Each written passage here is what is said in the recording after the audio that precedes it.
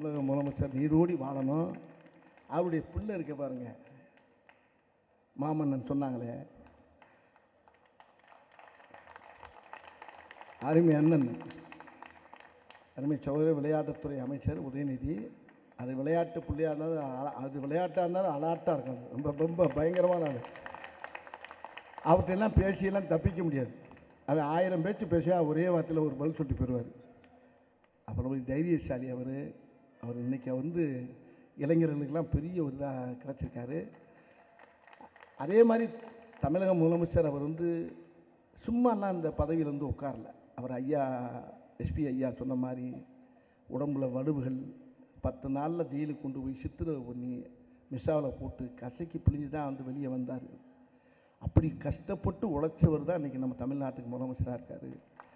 அவருக்கு தோல்வியே வராதுங்க. இனிமேல் அவர் எப்பயுமே அவர் வெற்றி முகத்தை தான் நம்ம பார்ப்போமே தவிர தோல்வி முகத்தை நம்ம பார்க்க மாட்டோம், பார்க்க முடியாது.